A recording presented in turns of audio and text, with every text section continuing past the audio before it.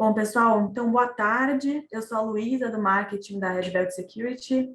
Sejam todos muito bem-vindos ao Red Talks Dados Expostos, é possível reverter? E antes de iniciar, eu vou passar alguns recados. Esse conteúdo está sendo gravado e estará disponível no nosso canal no YouTube. Depois da apresentação, a gente vai ter um espaço para que vocês possam tirar suas dúvidas. Então, se vocês tiverem qualquer pergunta durante o webinar, mandem através do recurso de perguntas e respostas do próprio Zoom. E agora vamos ao que interessa. Vou passar a bola aqui para o Guilherme Grana, que é analista de Threat Intelligence na Red Belt. É com você. Muito obrigado. Bom, pessoal, vamos começar então a Red Talk sobre dados expostos e como a gente pode revertê-los, né? Bom, meu nome é Guilherme Grana, eu sou analista de Threat Intelligence aqui da Red Belt, acompanho o Red Team aqui nosso. E vamos aqui primeiro na agenda da nossa apresentação. Primeiro a gente vai definir o que são dados expostos, a diferença entre os tipos de exposição de dados, e depois a gente vai aqui para uma POC, que a gente vai mostrar como a gente pode identificar esses dados e como a gente pode remover eles da internet ou solicitar a remoção, né, tentar fazer o máximo possível para a gente proteger a nossa privacidade. Beleza? Bom, primeiro, o que é exposição de dados? Como que a gente pode definir exposição de dados? Exposição de dados a gente considera um conjunto de dados, de informações que estão acessíveis a terceiros, tá? Isso quer dizer que é algo já ruim para a gente? Isso quer dizer que é algo ilegal? Não, a primeiro momento não, porque nós mesmos podemos expor os nossos dados de maneira consensual, tá?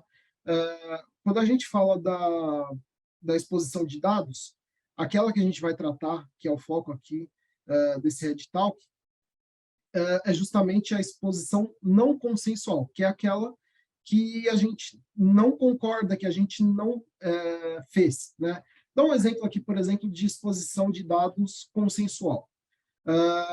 Nós postamos uma foto no Instagram, por exemplo, e ali a gente tira uma foto da nossa casa e põe a nossa localização.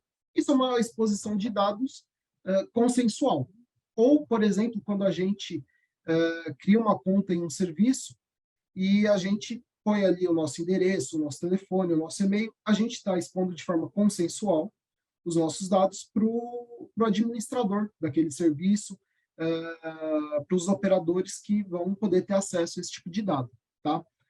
A exposição não consensual é justamente aquela que a gente não autoriza, que a gente não passa aqueles dados para o terceiro que vai ter acesso a ela. E é sobre essa exposição que a gente vai falar aqui no Red Talk de hoje.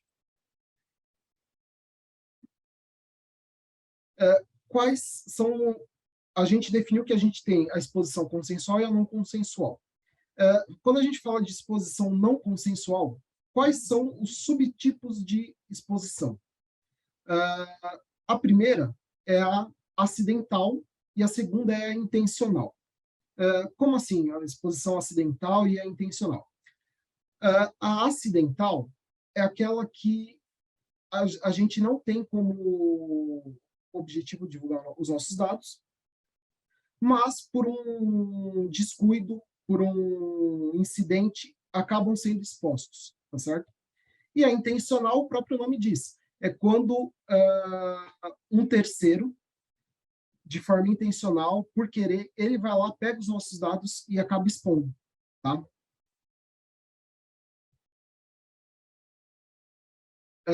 E para exemplificar isso, a gente tem alguns dos motivos pelo qual isso pode acontecer. Normalmente, a exposição não intencional é aquela que é causada por uma imperícia, por uma imprudência, e a intencional, os maiores motivos são os interesses financeiros, políticos ou pessoais, tá? Para a gente dar alguns exemplos aqui de exposição acidental ou não intencional, péssima prática de segurança pelo usuário. Como assim?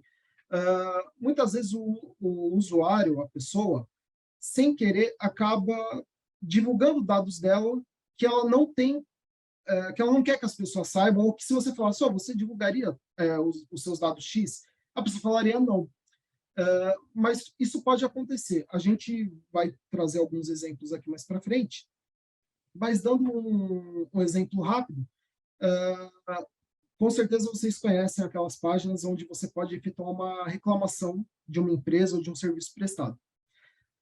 Muitas vezes, quando você entra para ver as reclamações de uma empresa, você acaba vendo postagens de pessoas reclamando de algum serviço, alguma coisa, e identificando, passando ali algum número de documento que possa identificá-lo. Que a pessoa pensa, eu estou fazendo essa reclamação por causa do serviço X prestado a mim. E ela acaba colocando lá na própria reclamação o CPF dela. E é um negócio que ela não deveria expor, ela não deveria passar aquilo ali, mas ela às vezes nem se toca que aquilo vai ficar público, ela não tem noção disso, e ela acaba expondo. Outra forma de exposição também, que é uma péssima prática de segurança, a pessoa que acaba postando uma foto de um documento ou de um cartão de crédito na rede social. Isso, infelizmente, tem bastante, tá? Às vezes, vou dar um exemplo. A pessoa conseguiu tirar o visto dela para os Estados Unidos, ela está toda feliz que ela vai fazer aquela viagem para a Disney. Ela chega lá e posta no Instagram o passaporte com o visto americano, e aquele visto americano tem diversos dados, diversas informações dela, né? Isso é uma péssima prática de segurança, tá? A gente tem que evitar sempre ao máximo expor qualquer coisa nossa, tá? Às vezes, uma coisa mais simples, mas que ocorre também com muita frequência, muitos colaboradores acabam postando a foto da sua mesa de trabalho, né, no LinkedIn, por exemplo. E ali na mesa de trabalho tem ali o computador da pessoa, está desbloqueado, e um desenvolvedor, por exemplo, ele acaba tirando a foto e se expõe que aquela empresa, que aquele colaborador trabalha com uma plataforma X, uma aplicação Y. Isso para um atacante pode ser facilmente utilizado para, se eu vou atacar aquela empresa, eu vi aqui que o colaborador utiliza a plataforma X para o back-end da empresa, então já sei onde que eu devo procurar uma vulnerabilidade ou coisa do tipo, tá? Um outro exemplo de exposição acidental de dados são as péssimas práticas de segurança de terceiros. Como assim? Que terceiros são esses? Esses terceiros a gente pode considerar as empresas que recebem os nossos dados e que deveriam acolhê-los e protegê-los. Tá? Eu vou trazer aqui mais para frente alguns exemplos, mas citando rapidamente, uma exposição de dados da empresa por uma falha de segurança, por um patch de segurança que a empresa não fez, acaba expondo os dados para um atacante que explorar aquela falha. A falta de maturidade do usuário, a gente pode utilizar o exemplo da foto de cartão de crédito no Instagram para isso, né? O usuário quer postar lá que ele conseguiu o cartão Black sem limite, ele vai lá e tira uma foto. Você está dizendo, no mínimo, você já está dizendo para um criminoso, isso não é um negócio legal de você colocar, né, na sua rede social, né? Não é legal você informar um eventual criminoso que você é uma pessoa que tem bastante dinheiro, que você tem um cartão de crédito com limite alto, né? E o misconfig de terceiros. A gente vai trazer um exemplo mais prático aqui, mas o que seria esse misconfig? Da mesma forma que o terceiro, o site, um provedor de serviço que tem os nossos dados, ele pode ter falhas de segurança, ele também pode ter uma aplicação mal configurada, que pode expor os nossos dados em buscadores, por exemplo. Uma má configuração pode fazer com que o Google indexe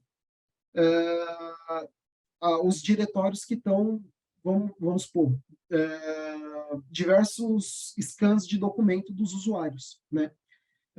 Isso acaba não sendo uma intenção, nenhum provedor, nenhum terceiro, nenhum site tem a intenção de fazer isso, mas por negligência ou por imperícia, ele acaba expondo os nossos dados. E a exposição intencional.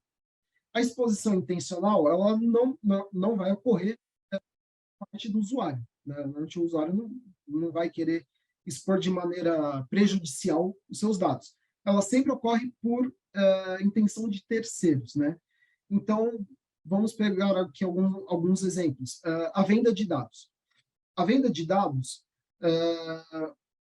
a gente vai entrar aqui mais para frente, só que ela não se trata só da venda de dados de terceiros. A gente aqui considera a monetização desses dados, tá? Um terceiro, ele não precisa necessariamente vender os seus dados, cobrar sei lá, R$ 50 pela foto do seu RG, para ele ganhar dinheiro com isso, tá? Ele pode monetizar isso de outras formas. Ele pode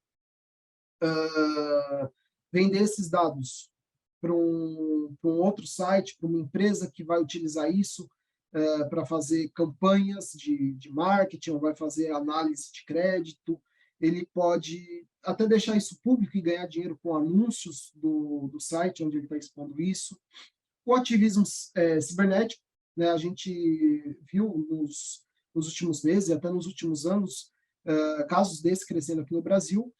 Um grupo ativista ou um hacker ativista, ele tem acesso a uma base de dados ou reúne ou reúne dados pessoais de um político, de uma celebridade, de um empresário, e em prol de uma causa ou alguma coisa assim, ele pega e divulga isso, né? Então, também é uma fonte de exposição. A utilização em negócios, infelizmente, muitas empresas não cumprem o que a lei determina e acaba compartilhando os seus dados pessoais com empresas terceiras, parceiros, né? Não deveriam compartilhar sem o seu consentimento.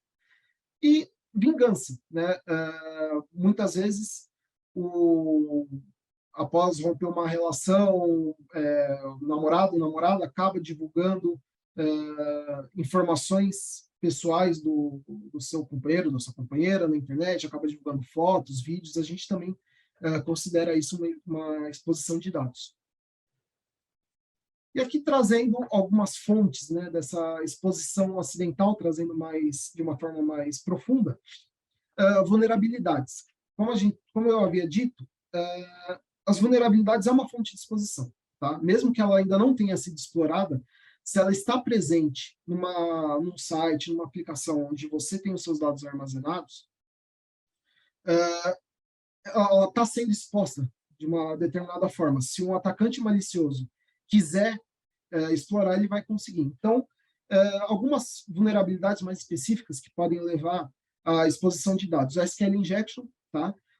Através do ataque de SQL injection, o atacante pode conseguir ali as tabelas de usuário do site, tabelas com endereço, CPF, RG, cartão de crédito, né?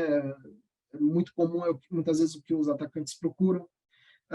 Um IDOR, ou seja, ele consegue, logado através da conta dele, ele consegue, alterando parâmetros no site, ver informações suas. Então, por exemplo, quando você tem um site lá e você tem a aba Meus Dados, o atacante modifica um parâmetro da URL e ele consegue ter acesso aos seus dados.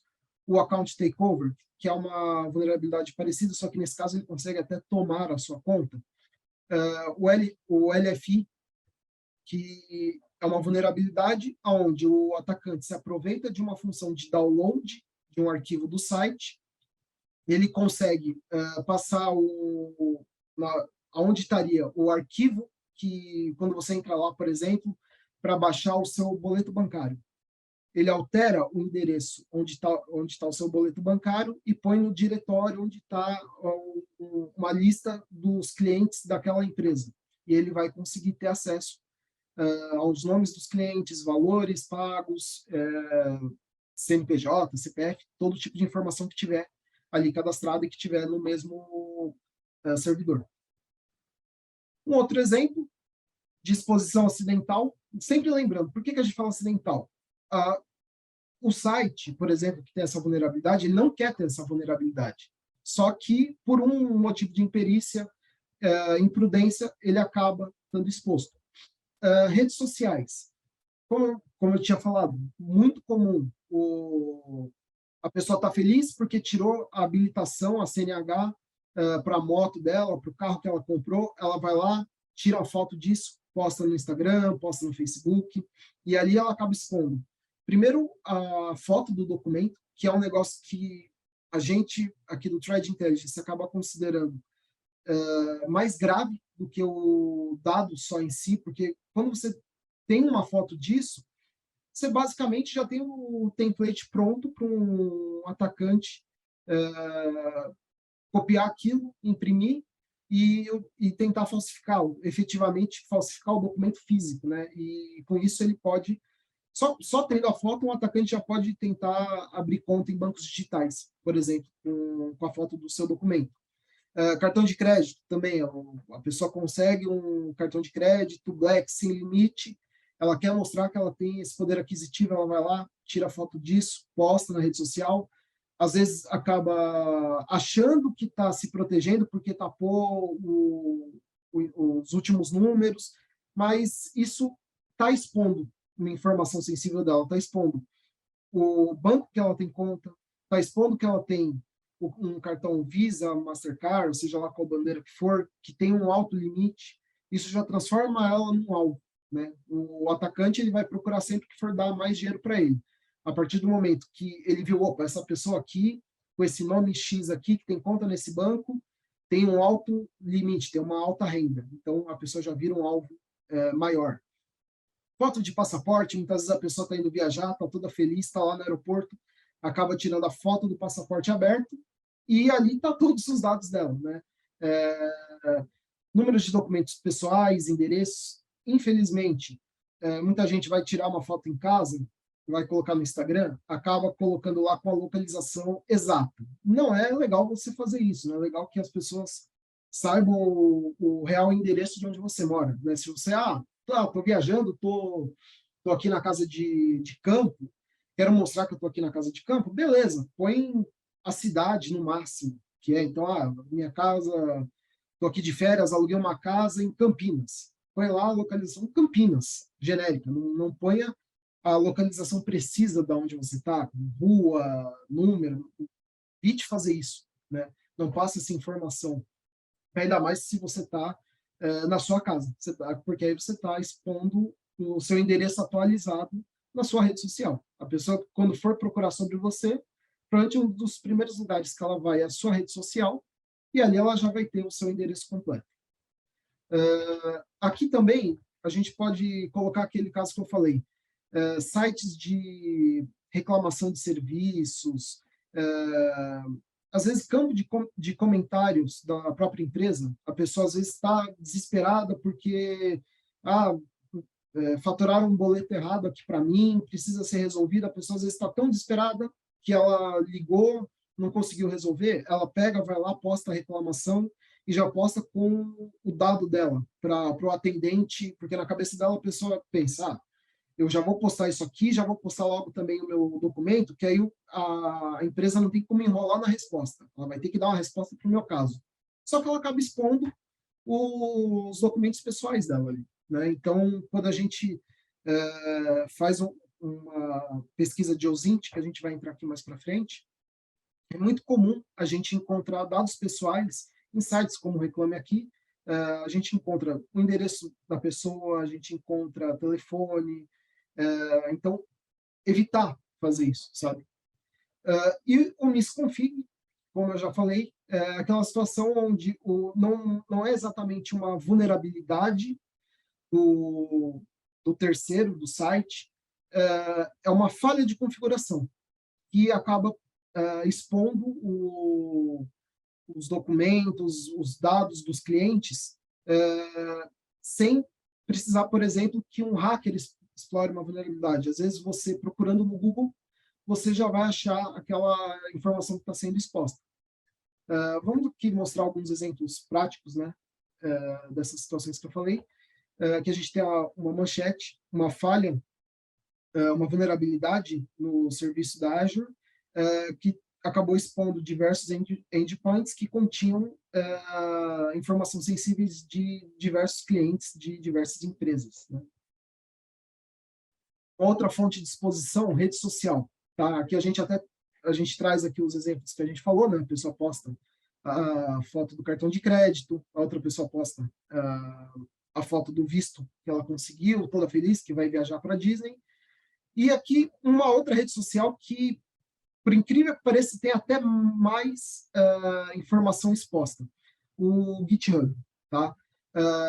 GitHub, para quem não conhece, é uma espécie de rede social onde as pessoas da área de tecnologia, principalmente, acabam compartilhando seus projetos, postando códigos, postando, às vezes, bases de dados para quem precisa fazer teste, estudantes. É uma ótima fonte para quem é da área de TI, só que, infelizmente, lá as pessoas também postam muitos dados particulares, tá? A gente pode ver aqui que a pessoa estava fazendo um sistema voltado à área de advocacia e ela pegou exemplos de processos reais, tá, que continham dados pessoais, né? Então, CPF, RG, aqui tinha até endereço, tá? E é muito comum programadores com dúvidas, administradores de banco de dados com dúvidas, ele acaba postando a parte do código lá e parte da database dele também. Então, ele acaba expondo informação, às vezes, dele, as informações de terceiros, tá? Redes sociais, infelizmente, é uma grande fonte de exposição acidental, vamos dizer assim, né, de informações. E aqui um exemplo clássico de misconfig, tá? A pessoa deixou mal configurado a página dela, de forma que o robô do Google foi listando os diretórios e indexando os arquivos presentes no diretório. E em um dos diretórios continham diversos scans de RGs, tá? A gente até achou outros, a gente optou aqui até por colocar um que a gente pudesse ocultar mais informações, mas tinha alguns scans lá que, além do RG, tinha o cartão de CPF, tinha passaporte, e esse tipo aqui é uma das formas de exposição mais complicadas, porque além de informar o atacante os seus dados pessoais, né, então vai informar aqui o seu RG, vai informar o seu CPF, nome do pai, nome da mãe, você já dá o template do seu documento para ele, né? Para ele imprimir isso e utilizar para abrir uma conta em banco, solicitar um empréstimo, é muito mais fácil, porque você já deu pronto, basicamente, né? Para ele falsificar o documento físico, é muito mais simples. Se ele vai abrir uma conta em algum lugar digital, muitas vezes só é solicitado o scan do documento, e você já deu para ele aqui, né? Então, isso é uma forma bem preocupante de exposição de informações. E agora aqui vamos falar das fontes de exposição intencional, tá? A primeira são os vazamentos de dados. Esses vazamentos, eles normalmente são decorrentes hoje, principalmente em 2023, são decorrentes de ataques hackers, principalmente de grupos de ransomware. Tá? Hoje, esses grupos atuam, primeiro, criptografando toda a base de dados da vítima e depois roubando esses dados, e eles fazem a extorsão dupla. Eles cobram um valor para descriptografar e um outro valor para esses dados não serem divulgados. Eventualmente, a gente tem dados de milhares de empresas que acabam sendo divulgados, e ali estão presentes dados de milhões de brasileiros, milhões de pessoas. Tá? Esses vazamentos de dados, onde que eles estão? Onde que eles são divulgados? Eles são divulgados, principalmente nesses casos de grupos de ransomware, nas páginas desses grupos, principalmente na Deep Dark Web, e também em fóruns da Surface, da web normal, focados em vazamento de dados. Tá? A gente tem hoje tranquilamente, mais de 20 fóruns grandes de vazamentos de dados. Como que funcionam esses fóruns? Basicamente, são lugares onde as pessoas que obtiveram esses dados vão lá, postam isso, e terceiros, hackers, vão lá para baixar esses vazamentos. O que essas pessoas ganham com isso? Duas coisas. Primeiro, fama dentro da comunidade hacker, da comunidade Black Hat. Segundo, dinheiro. Tá? Muitos desses fóruns, para você conseguir baixar esses conteúdos, você tem que pagar. Você tem que comprar créditos no fórum para você conseguir baixar esses vazamentos. Então, essa também é uma forma que eles encontram de monetizar o ataque. Se eles não conseguiram o dinheiro com a extorsão para você não para você pagar para eles não divulgarem os seus dados, eles acabam depois ganhando dinheiro, cobrando $10, por exemplo, para um atacante ir lá e baixar esses dados. A gente tem aqui, como eu tinha falado no início, a venda de dados. A venda de dados, a gente fala de vendas, mas não é só venda. Tá? Aqui a gente considera toda forma de monetização de dados. Como assim? A gente tem, hoje no Brasil, são duas grandes fontes, tá? Quando a gente fala de venda de dados. A primeira é a venda no sentido estrito da palavra, que ocorre através dos painéis de consulta. Tá? Os painéis de consulta se popularizaram bastante aqui no Brasil. Por valores muito pequenos, você consegue ter acesso ilimitado a eles, e através de, por exemplo, um CPF, você consegue puxar a vida toda da pessoa, você consegue puxar onde ela mora, os telefones que estão cadastrados no nome dela, carros que estão no nome dela, os vizinhos, você consegue literalmente tudo, tá? Até mesmo só com o número de telefone, você consegue saber qual foi o CPF que foi usado para cadastrar aquele número, e com isso você consegue todo o resto de dados.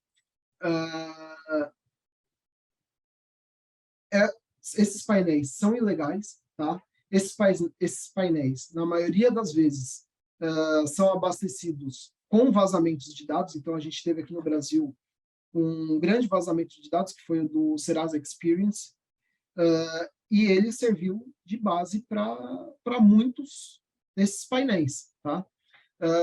E, além disso, esses painéis também causam sempre um medo e chamam bastante atenção, não só de nós do time de segurança, do time de Threat Intelligence, mas também das autoridades, porque muitas vezes esses painéis têm como fontes de determinadas informações funcionários corruptos de empresas do governo, de setores do governo, prestadores de serviços que trabalham com o governo. Então, por exemplo, através desses painéis você consegue monitorar o trajeto que um carro faz. Se você tem a placa dele, algum desses painéis oferecem o que eles chamam de módulo radar, que você joga lá a placa do carro e ele vai te falar, por exemplo, na última semana em quais radares esse carro passou. E com isso você consegue saber, por exemplo, o trajeto de ida e volta do trabalho de uma pessoa, saber que horas ela normalmente passa por um determinado radar. Então, todo dia, de segunda a sexta, por volta das 7 horas, esse carro aqui ele passa no radar do número 225 da Avenida dos Bandeirantes. Opa, então eu sei que o caminho de ida dele para o trabalho, de casa até esse radar, são mais ou menos 30 minutos, então eu sei que ele sai normalmente de casa às 6h30, ele vai passar nesse radar aqui às 7 horas, o último radar que ele passa por exemplo, na Marginal Pinheiros, na altura do número 1000. Então, com isso, você sabe o local, a região que ele trabalha, por exemplo. Né? E isso é graças a funcionários corruptos de das empresas terceirizadas, de órgãos do governo, que os donos desses painéis conseguem fazer essa consulta automática, né? E vender e ganhar dinheiro com isso. Hoje, uma assinatura mensal de um painel desse está em torno de R$ 120. E você consegue saber ali praticamente todos os dados da vida de um brasileiro. E além desses painéis, tá? O que é muito popular, e por incrível que pareça, não é estritamente legal, tá? São os agregadores de CNPJ, tá? Esses agregadores a gente vai se aprofundar neles mais para frente. Só que esses agregadores, a gente pode achar, não, mas onde que eles conseguem esses dados? Bom, esses dados são abertos, tá, no site da Receita Federal. E que dados são esses? São dados de empresa, tá? Então, basicamente, se você quer saber quem são os sócios de uma empresa, qual é o endereço que ela está localizada, o telefone, o e-mail, se você jogar no Google, provavelmente você vai acabar encontrando esses dados em 5, 6, 8, 10 sites, tá? Que são sites que realizam consultas automáticas no site da Receita Federal, sempre se atualizando em relação às empresas, e eles pegam as informações que a própria Receita disponibiliza e acabam agregando isso, né? Como que eles ganham dinheiro? Bom, se você entrar em qualquer um desses sites, você vai ver que eles são lotados de publicidade, né? Então, apesar de não ser uma venda, né, ele não está te cobrando para acessar aqueles dados, ele está monetizando isso de outra forma. Ele está ganhando dinheiro com isso de outra forma. E qual que é o perigo, vamos dizer assim, desse tipo de site? Muitas vezes você não quer que as pessoas saibam que você tem participação na empresa X, na empresa Y. Uma pessoa que é investidora de muitas empresas, que é sócia de muitas empresas, não quer que só de você jogar o nome dela no Google já apareça lá que ela tem participação em 10 empresas, tá? Por quê? Que dados normalmente tem ali? Tem o nome, o CNPJ da empresa, o endereço, o e-mail e os sócios. Então, se você jogar o nome de uma pessoa que tem participação societária em qualquer empresa, vai acabar, você vai achar todos esses dados. E isso é até pior ainda para o pequeno empresário, que muitas vezes utiliza o endereço comercial da empresa, normalmente é o endereço da casa dele, ele não tem um escritório, ele não alugou um escritório só para aquela empresa. Não. Ele utiliza o endereço da casa dele, porque, por exemplo, ele trabalha de casa, o serviço dele é um serviço, por exemplo, de representação comercial. Ele não tem um escritório, ele não tem um lugar fixo. Então, o endereço que está ali é o da casa dele. Se um atacante procurar pelo nome dele, esses dados, esse dado que vai estar em diversos sites, diversos agregadores de CNPJ, já vai ser o endereço dele, né? Isso fora normalmente o telefone celular, que a pessoa, se não tem um escritório, vai acabar colocando o dela mesmo. O e-mail, normalmente vai estar o particular dela, né? Normalmente a pessoa não vai ter já um e-mail da empresa antes de registrar a empresa. Então, normalmente, quando a pessoa vai registrar, ela põe o e-mail particular dela. E o compartilhamento indevido. Esse aqui é o compartilhamento que é o caso que fere quando a gente cria uma conta num site, né, a gente tem um botão lá que autoriza que aquela empresa compartilhe os seus dados com parceiros, empresas terceiras. Infelizmente, nem todas as empresas cumprem isso, né? Às vezes você não marca isso, ou você marca lá que não quero que seja compartilhado, mas mesmo assim as empresas compartilham. E por que elas compartilham? Simplesmente porque elas querem compartilhar? Não, porque muitas vezes elas recebem por isso, tá? Muita empresa, principalmente de análise de crédito, paga por esses dados, porque é com base nisso que ela vai fazer o seu crédito e depois ela vai vender para um e-commerce, para uma instituição financeira, essa análise que ela fez. E muitas vezes ela vende porque uma empresa terceira quer fazer uma campanha de marketing e ela precisa saber para quem vale a pena mandar aquilo. Então ela chega para a empresa X e fala, olha, você tem 10 milhões de usuários cadastrados no seu site, 10 milhões de brasileiros, com base nos dados que você vai agregando dos seus usuários, ali eu consigo saber, por exemplo, que usuários vão se interessar na minha linha de shampoo que eu vou lançar agora. Pô, então eu te pago X reais a cada 10 mil a cada 10 mil dados de usuários que você me passar. Tá? Se isso não é autorizado, se isso não está explicitado quando você cria a conta no site, quando você se registra, a empresa não pode compartilhar seus dados. Por isso que a gente considera uma exposição intencional e maliciosa, porque não deveria estar podendo compartilhar.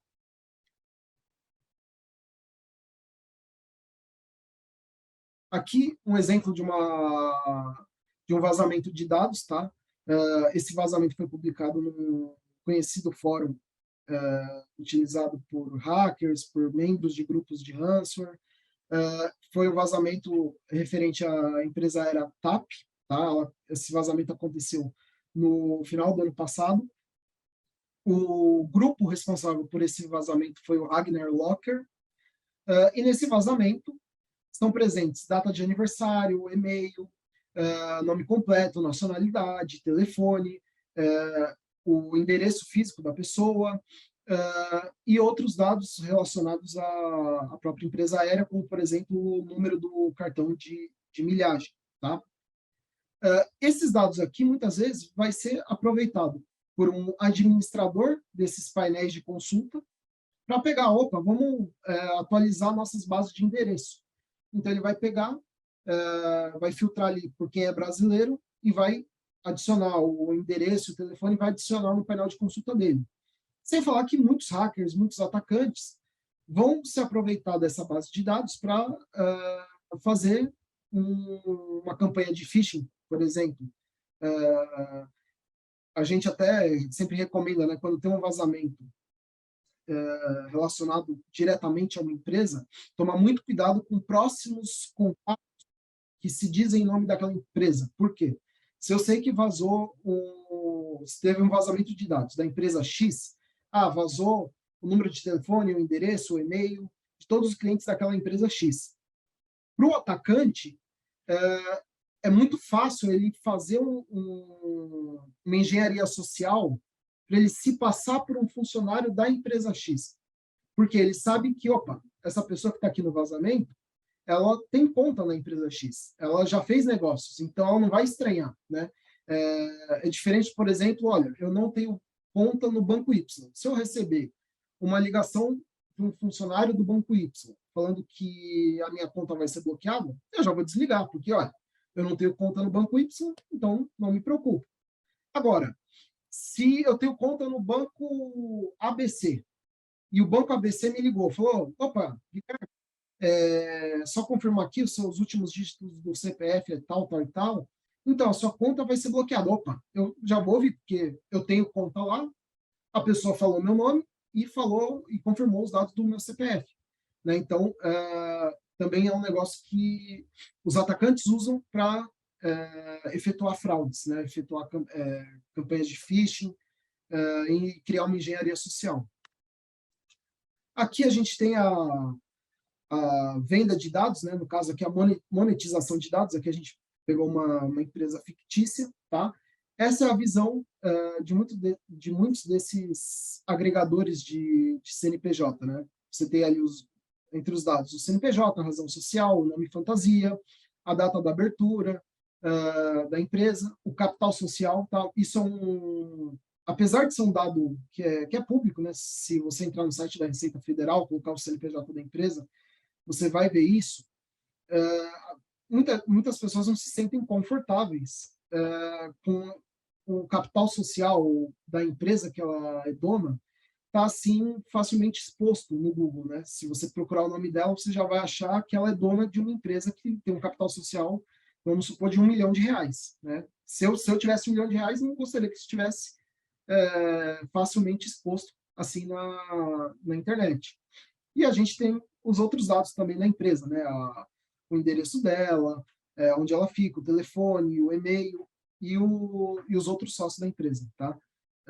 Apesar, mais uma vez, essa é uma informação que, por lei, ela é pública. Se você pegar o CNPJ da pessoa e fizer uma consulta na Receita Federal, você vai conseguir esses dados.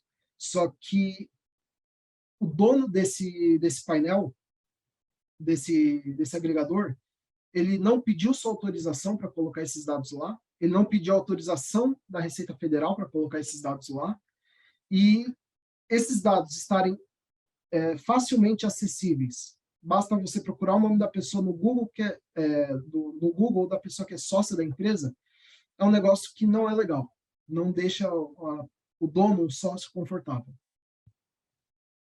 E o compartilhamento de dados entre empresas, né, que é essa, vamos dizer assim, uma forma de exposição business to business, que a gente tem uma matéria falando justamente de uma agência de crédito que foi autuada por compartilhar os dados de credor, de devedores e etc., sem o consentimento dessas pessoas. Tá? Infelizmente, isso é muito comum. Se a gente procurar no Google, toda semana, agências que monitoram as leis da LGPD, tanto aqui no Brasil, quanto na Europa, nos Estados Unidos, é constante as notícias sobre esse tipo de exposição de dados, né, de compartilhamento indevido de dados, tá? Mas essas empresas, essas pessoas que fazem esse tipo de compartilhamento são multadas, tá? E principalmente lá fora, dependendo do tamanho, da quantidade de dados vazados, as multas podem chegar a mais de 100 milhões de dólares, tá? Como muitas já chegaram. E agora vamos aqui para a nossa POC, onde a gente já viu onde esses dados estão expostos, como esses dados são expostos. Agora vamos falar de como a gente pode identificar os dados, os nossos dados que foram expostos e tentar remover eles da internet, tentar anonimizar o máximo possível, tá? Claro, não, nem todos os casos a gente vai conseguir retirar ou anonimizar os dados, tá? Por exemplo, como eu havia mostrado, aquele vazamento que foi compartilhado no Fórum Hacker. As autoridades se esforçam, trabalham para tentar derrubar esses sites, não é tão simples. E a gente não vai conseguir chegar para o administrador desse fórum, que é um criminoso, é um hacker, e falar, olha, você pode tirar o vazamento X aí do seu fórum, porque tem dados meus. Esse é mais difícil, mas a gente consegue tentar se proteger de ataques que podem vir graças a esse vazamento. Tá? Primeiro vamos colocar aqui um fluxograma de como a gente vai fazer para identificar e remover os dados. Primeiro, a gente vai fazer a definição do termo. Nesse caso aqui, qual o termo que a gente vai utilizar? O nosso nome. Tá? Se a gente vai procurar o que está sendo exposto na internet relacionado a nós vamos utilizar o nosso nome. Se eu quero fazer isso para a minha empresa. Beleza, então você vai utilizar você vai definir um termo para a sua empresa. Pode ser o nome da sua empresa, pode ser o CNPJ, pode ser o que você entenda como crítico, tá? Que você vai procurar para saber se está exposto ou não, e se tiver, para você solicitar a remoção desse conteúdo. Depois, o que a gente vai fazer? Um processo de OSINT. O que é o OSINT? OSINT é a procura por informações públicas. Tá? A gente vai procurar aquele termo em todas as fontes de informação que são públicas. O que quer dizer isso? Fontes de informação que são acessíveis a qualquer um. Tá? A gente vai procurar no Google, a gente vai procurar em outros buscadores, como o DuckDuckGo, por exemplo, tá? Também é uma ótima fonte para procurar.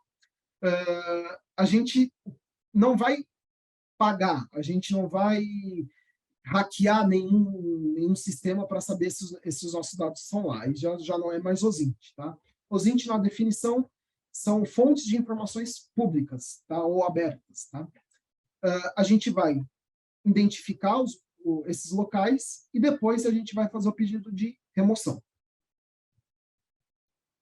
Caso a gente não consegue remover, como eu havia dito sobre os nossos dados que foram vazados em algum vazamento relacionado a alguma empresa. Mas a gente pode se proteger. Como que a gente vai fazer isso? Primeiro, a gente vai entender aonde eles foram vazados. A gente vai entender, opa, beleza, meu nome é Guilherme, meu e-mail é guilherme.email@provedor.com.br. Tá.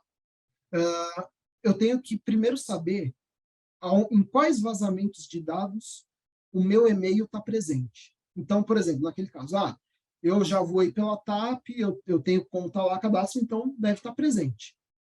Só que, pô, se você tiver que ir procurando em todos os fóruns, cada vazamento, e você lembrar, putz, será que nessa empresa aqui eu já me cadastrei? Será que eu já utilizei o serviço dessa empresa? Vai demorar bastante, não vai ser muito produtivo. Então, a gente tem algumas formas mais rápidas de identificar os vazamentos que os nossos dados estão presentes. Uma forma é utilizar o Leak Lookup, tá? Ele é um site, um serviço mais ou menos grátis, tá? Por que mais ou menos grátis? Ele tem uma função bastante legal. Quando a gente põe o nosso e-mail, por exemplo, ele vai mostrar para a gente todos os vazamentos de dados que aquele nosso e-mail está presente, tá? Então, aqui a gente usou um e-mail aqui aleatório de teste e a gente vê aqui os vazamentos que esse e-mail apareceu. Então, a gente vê aqui, ele apareceu naquele vazamento da TAP, ele apareceu no vazamento do Kickstarter, ele apareceu em todos esses daqui, né? Essa data aqui do lado é a data que esse vazamento foi indexado pelo site, tá? Normalmente é bem próximo da data que ele foi tornado público. E a gente, nesse site, a gente pode até ver, além do e-mail, o que mais foi vazado, né? Então, pela quantidade de colunas, né? Normalmente, só tem 2 colunas, vão ser e-mail e senha. Se tem mais, como, por exemplo, o vazamento da TAP, vai ter ali o e-mail, o nome, vai ter o CPF, vai ter o telefone. Você pode pegar, opa, eu sei que teve aqui no Datap. Aí você pode ir lá e procurar, por exemplo, num fórum onde está aquele vazamento está sendo divulgado e ter informações mais detalhadas daquele vazamento. Porque às vezes você não vai lembrar tudo que você compartilhou com aquela empresa, né? Às vezes você pensa, pô, eu fiz uma compra lá, será que o meu cartão foi vazado? Aí você pode até, já que você sabe em que vazamento tem informações suas, você pode ir lá e procurar mais detalhadamente o que está lá dentro. E um outro site que também é muito bom, tá? Eu gosto sempre de ver nesses dois, assim, porque às vezes um site não vai agregar todos os vazamentos, mas um outro site também muito bom é o Have I Been Pwned, tá? Nesse daqui você pode colocar o seu e-mail, seu telefone, o Leak Lookup você também consegue colocar outros dados além do e-mail, tá? A gente faz aqui com e-mail para exemplificar melhor, mas o Leak Lookup e aqui o Have I Been Pwned, eles também aceitam outros dados. Você vai colocar os seus dados e ele vai dizer os vazamentos que contém esse dado, tá? Uma diferença grande do Leak Lookup e do Have I Been Pwned, por isso que eu disse que o Leak Lookup ele é mais ou menos pago, é porque ele vende os seus dados vazados, tá?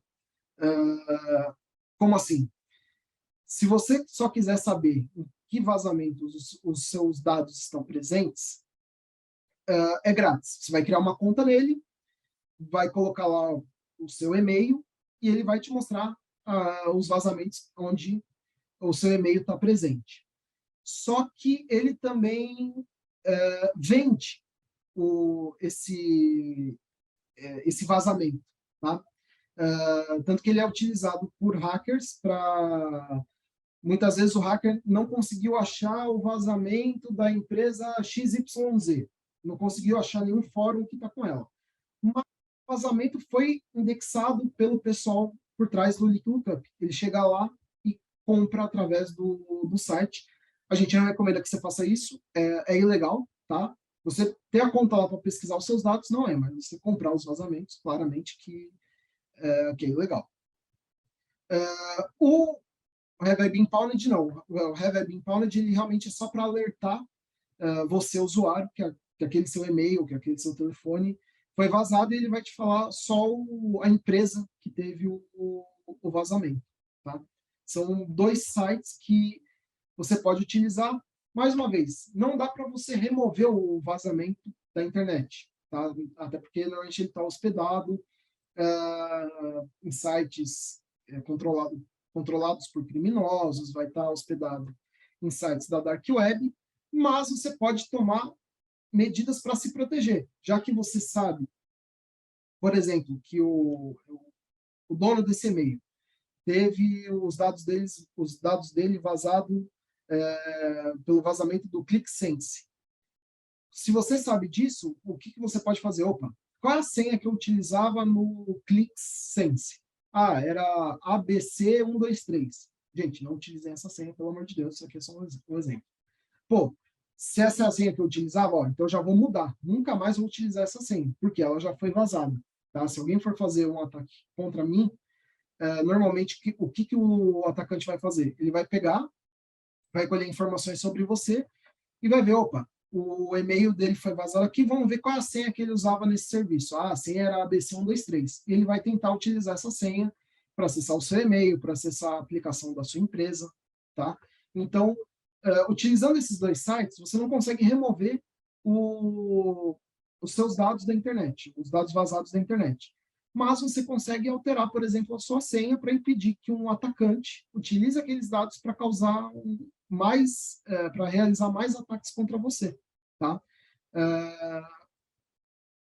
E uma outra forma que a gente vai conduzir o processo de OSINT, né, para saber que outros dados nossos estão expostos, é através do Google, tá? Aqui, através do Google ou de outros buscadores, né? Yahoo, Yandex, DuckDuckGo. Aqui a gente utilizou como base o Google para fazer essa POC. Como que a gente vai fazer? Lembra que eu falei lá que a gente tem que definir o termo? Bom, definimos o termo. Ó, vou colocar meu nome. Quero saber tudo que está relacionado ao meu nome que está exposto. Então, você vai colocar entre parênteses, desculpa, entre aspas, o seu nome completo, tá? A gente aqui colocou um nome aleatório, aqui a gente deu um exemplo aqui de João da Silva, e você vai pesquisar no Google. Por que a gente põe entre aspas? Toda vez que você faz uma pesquisa no Google, ou no DuckDuckGo, ou no Yandex, ou em qualquer outro buscador, utilizando aspas, tudo que tiver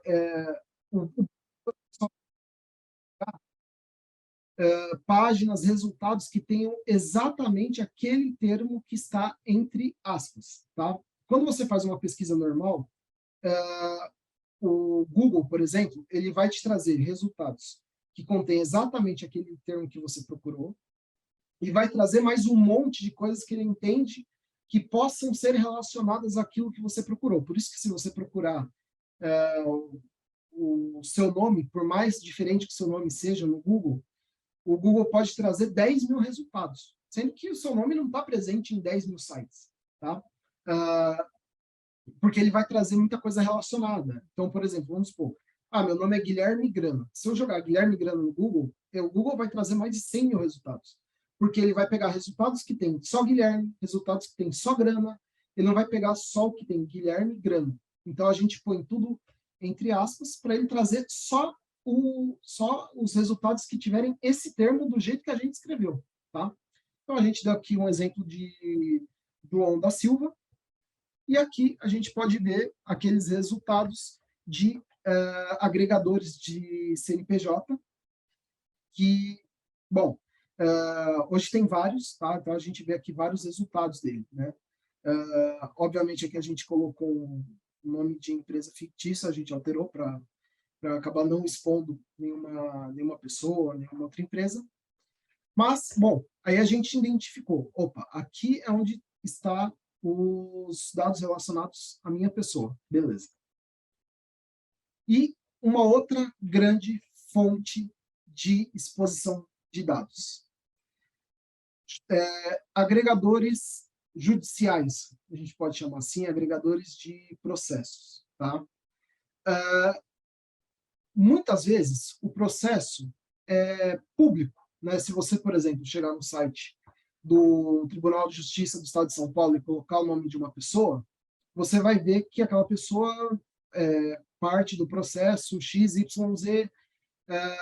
Você vai ter, você pode não conseguir ler a íntegra do processo, tá? Porque às vezes isso é sigiloso, só as partes conseguem ter acesso. Mas você consegue saber que aquela pessoa responde ao processo X, Y e Z.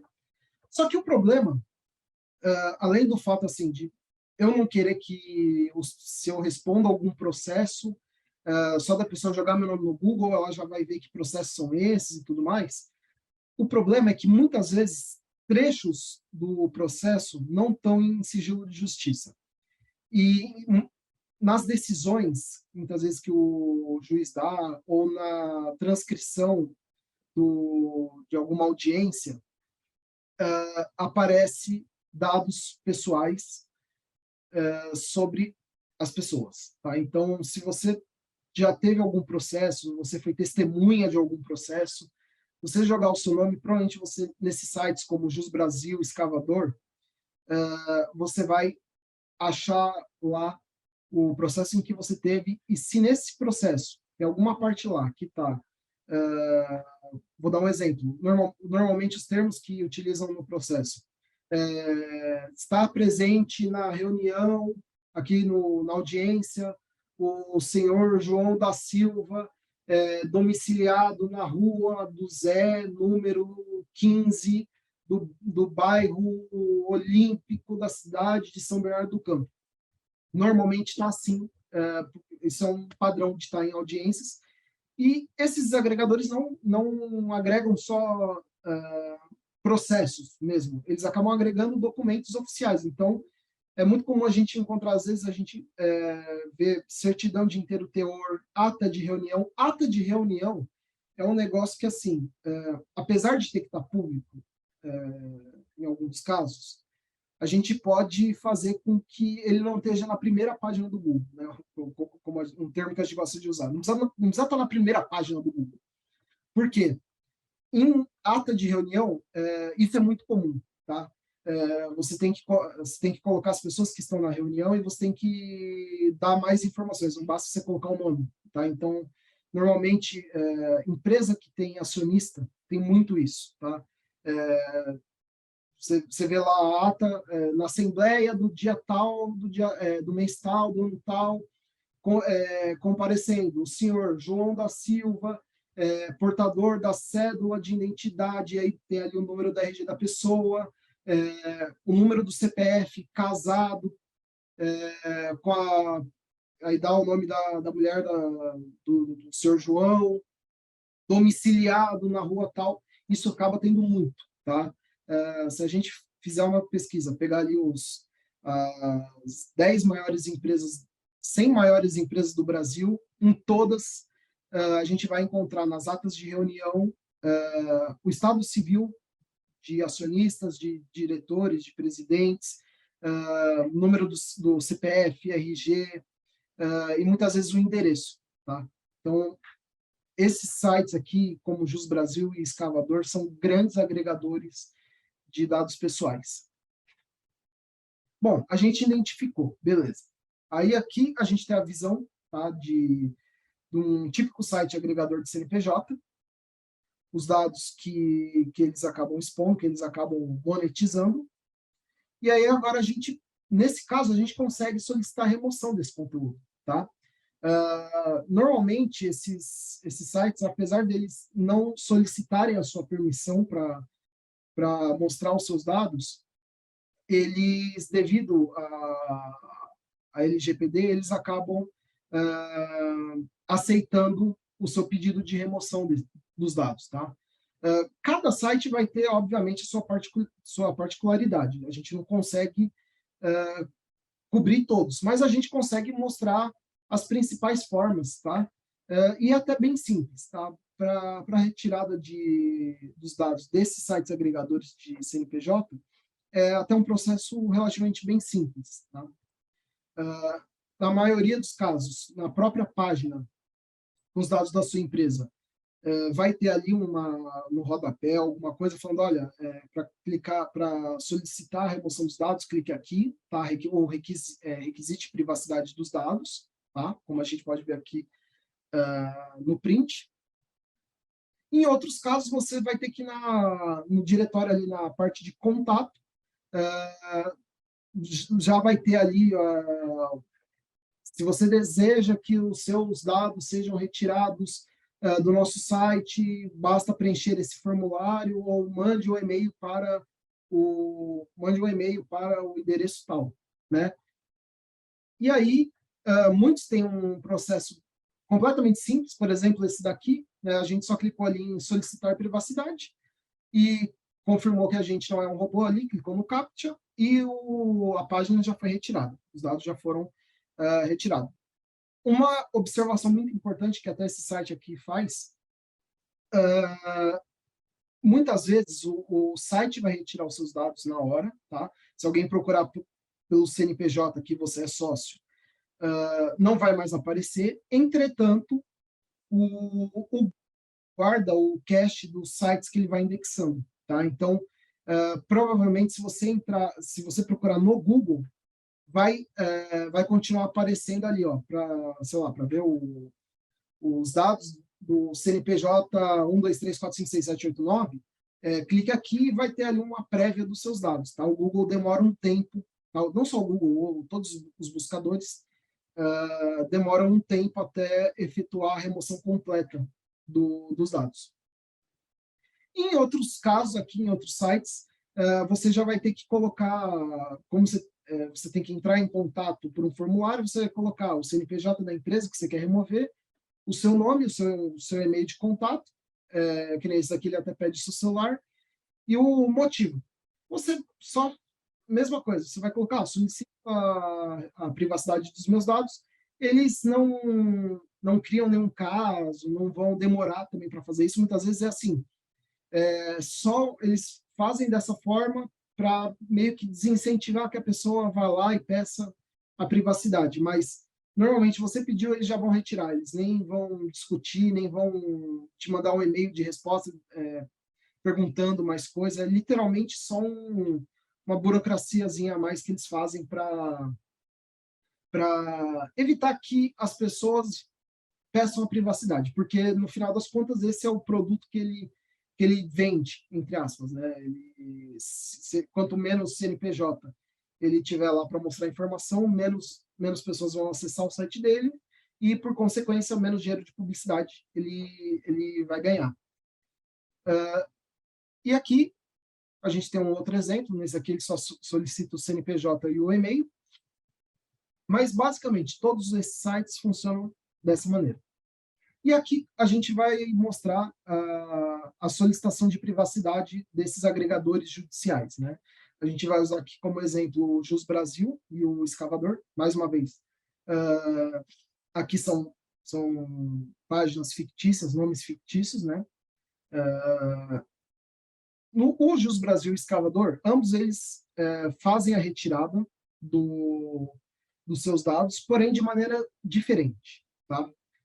O Jus Brasil, você tem que ir processo por processo solicitar a remoção do conteúdo, tá? O escavador, ele já age diferente. Você pode pegar todos os processos que estão no seu nome, então, por exemplo, você colocou lá, João da Silva, ele vai mostrar uma página, João da Silva, com todos os processos, os documentos relacionados a você. E aí você consegue, no escavador, aqui, ó, a gente tem aqui no escavador remover informações junto com o seu nome. E nele, deixa eu mostrar aqui primeiro o escavador aqui, que é o mais que é mais até rápido. No escavador você consegue fazer com que ele ele automaticamente identifica os processos que tem o seu nome, que tem o termo, tá? Você, quando clica, ele vai pedir para você o motivo do pedido que você está fazendo, o termo, que vai ser o seu nome, você vai colocar ali o seu nome, o seu celular, o seu e-mail, e ele vai automaticamente anonimizar o seu nome nos processos. Ele não vai remover os processos, tá?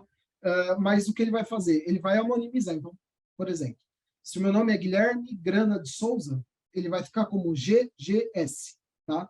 Ele não vai mais deixar indexado ao meu nome Guilherme Grana de Souza. Essa página aqui, com o meu nome, aqui na esquerda, ela vai ficar vazia na questão de processo, não vai ter nada diretamente relacionado a ela. Já o Jus Brasil, ele é um pouquinho mais chato pelo seguinte motivo.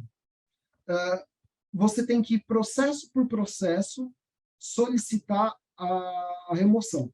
E ele funciona de um jeito um pouco diferente do escavador.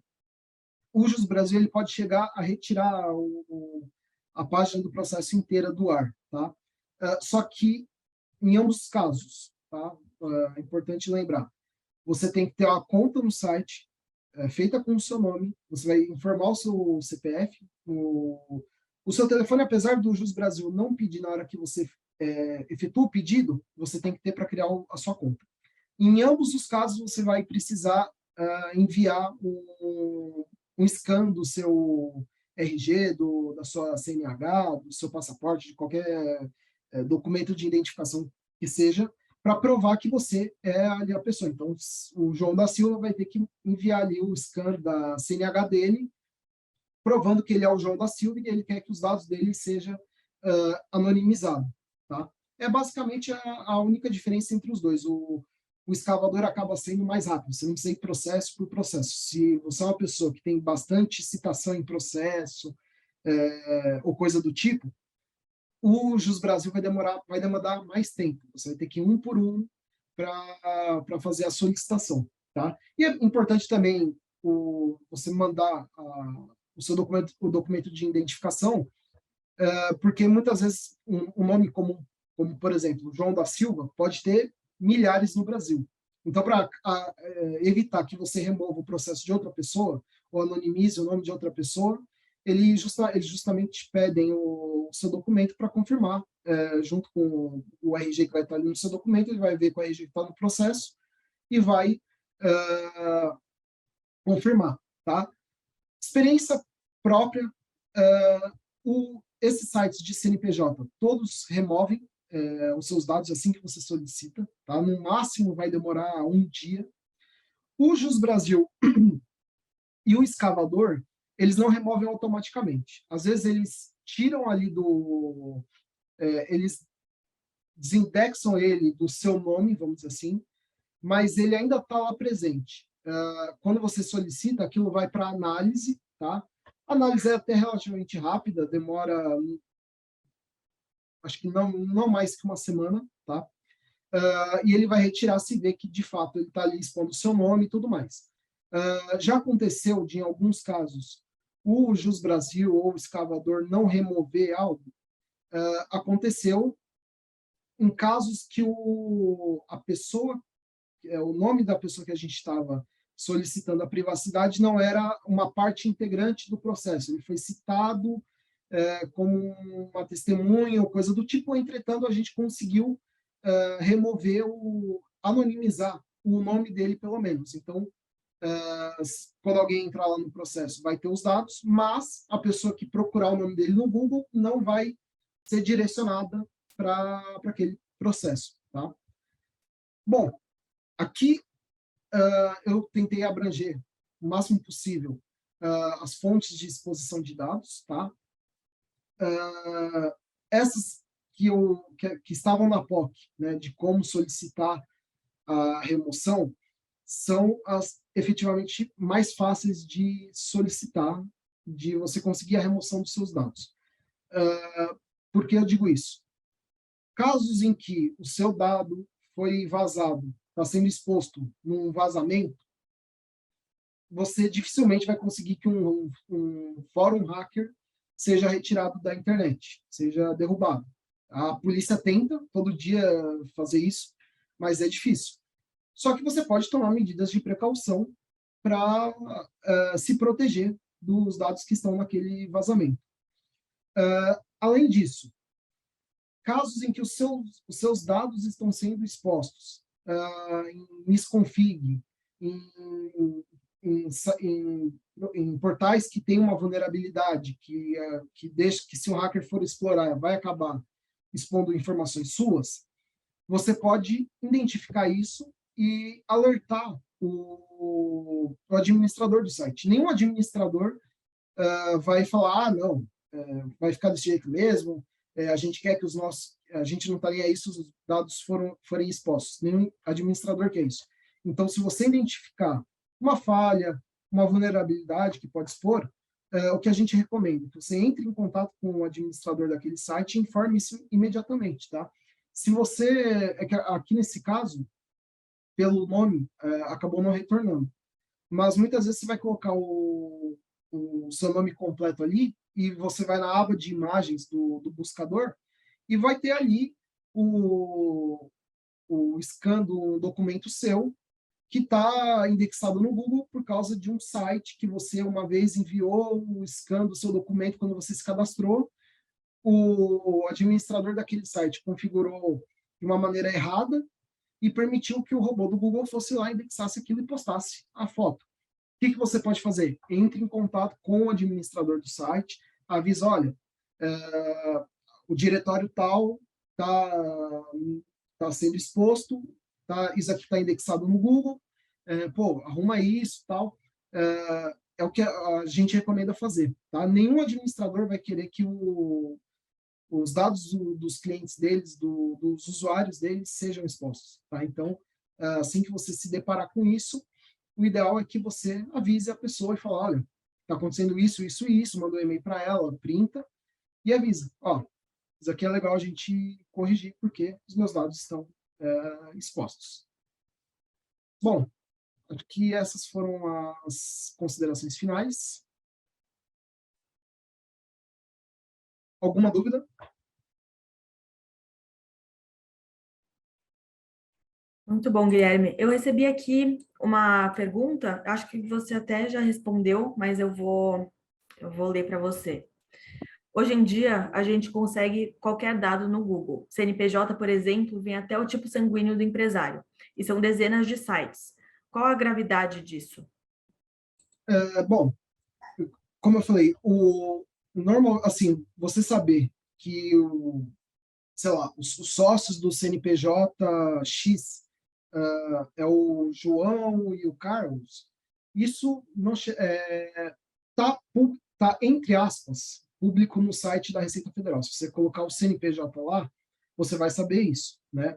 Mas não deveria estar exposto dessa forma. Só de você jogar o nome do Google, o nome da pessoa no Google já vem o, todas as empresas que ela é sócia, o capital social da empresa e tudo mais. O melhor a gente pode fazer?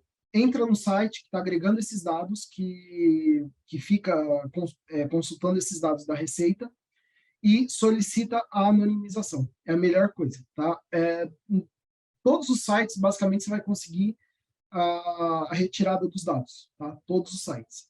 E aí demora chega algumas semanas até o Google parar de indexar aquele resultado, porque mesmo depois que o site retira, acaba ficando ainda uma semana, um pouquinho a mais, aquele resultado. Tá? Se a pessoa for lá e clicar, ela vai para uma página de, essa página não existe mais. Mas acaba ficando lá.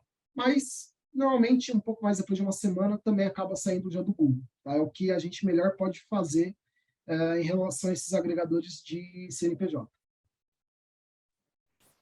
Tá bom, acredito que a gente não tenha mais nenhuma dúvida. Qualquer coisa, entre em contato com a gente através de contato@redbelt.com.br e também podem entrar em contato com o Guilherme, né?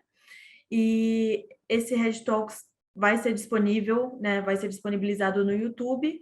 E aproveito também para convidar vocês a seguir a Red Belt nas redes sociais. Então, é @redbeltsecurity no Instagram, no LinkedIn e no YouTube. E Redcast nas plataformas de música, tá bom? Muito obrigada pela participação de todos. Muito obrigada, Guilherme, pela Obrigado. sua apresentação. E é isso. Vou encerrar aqui, tá bom, pessoal?